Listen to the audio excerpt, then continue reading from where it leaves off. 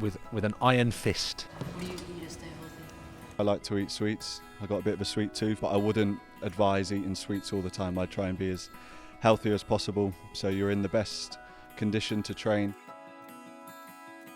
Who's the best player you play? Best player? Weesh. I'll say, because I played many years with him, I'll say Declan Rice when he was at West Ham. Now he plays for Arsenal. Say Declan Rice. You know, if you ask me who the best player I've managed is, I'm gonna have to say Jarrod, and then Naif, and then Ollie at the back. How can you improve as a player? How can you improve as a player? Oh, good question. Well, it sounds easy, but it's not. It's just to try your best every single day, and don't be afraid to make a mistake. Don't be afraid to fail, because those moments are the time where you learn, and you get stronger and you become better. So just give your best, try your best. Don't worry about losing necessarily or failing or making a mistake. Just pick yourself up and go again and keep going. What's the best goal you scored? It's that many, huh? Yeah, that many, honestly. Best as in, like, looks the best. Like, top corner. I had one that was Brighton away, I think maybe 2 years ago. It wasn't top corner, but the first touch was quite nice, and then I scored, so I'd probably say that was my best goal. Can you remember your best goal? Too many. Too many. Good answer. Good answer. Why did you want to be a manager? Oh, good question. I ask myself that very often. No, I'm only joking.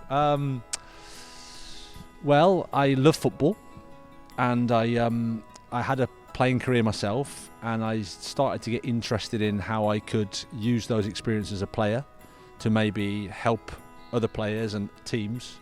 And then as I got into it, I quite liked the challenge of organising a group of people towards a common goal, to try to make the team play, help the team play well, help the individuals in the team play well. If I'm really deep, it's almost you can make a difference to people's lives being a coach. You can help at every single level. I've coached groups like yourselves and up to the Premier League, and it's similar in terms of you're just there to try to help, and then when you see the change happen, it's quite rewarding. What pushed you to go pro? I think just my love for the game, and the enjoyment that it gave me. I think sometimes when something gives you enjoyment and you love it so much, it's an indication that you want to pursue it a little bit further. So for me, it's never easy to go professional. I think the main thing when you're not professional is just enjoy it and play with a smile on your face, because if you're not doing something that you love without a smile, you're probably doing it wrong. So I think for me it was just playing for the love of the game, and then when I got lucky enough to turn pro, that would be it. How do you manage the team? How do I manage the team? With an iron fist. Well, you have to try to develop, I think, a trust.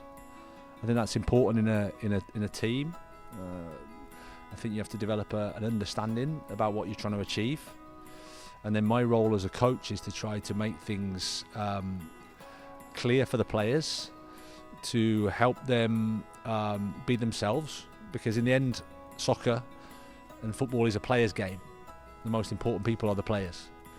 So it's about them being themselves, enjoying football, even though we're in a pressurised situation in the Premier League. It's to be themselves, to bring their qualities, to bring their strengths, to bring their attributes, what they're good at, and just to help them do that as much as possible.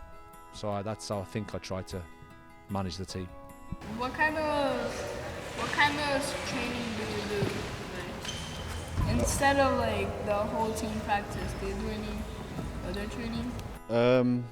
I do some, because I'm an attacker, I do a lot of shooting to try and improve on my weaker foot. I think it's something that's important to me as an attacker, to try and score as many goals. So yeah, definitely for me, a lot of shooting.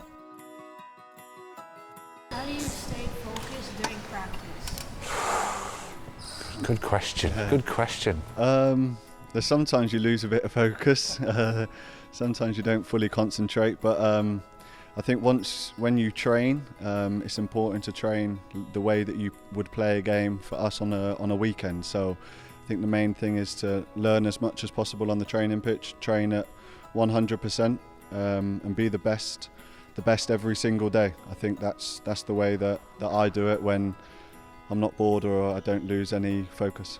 What do you do as your warm-up? Well, we have a couple of coaches that take us for specific drills. So just first things foremost is just a little light jog, a little bit of a stretch, make sure that we don't pull any muscles or get injured, making sure that we're prepared, like I said before, to train at our highest level and train at the maximum. So that would be the start of the warm-up, and then we'll do similar to what you all done, little bits of passing, getting a touch of the ball, getting a feel for it, and then it's into the boss's sessions, which lots of running and lots of intensity and lots of hard work. So yeah, those would be the different stages of the warm-up. Do you have any tips on how to get better? So I think practice is the best way.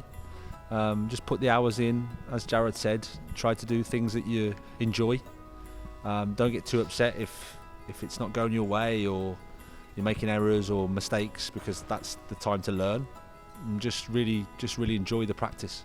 What's like a game that you've lost or won that's like stuck with you, and what do you remember from that game? What you were going to say? I'm going to say a game quite recently, actually.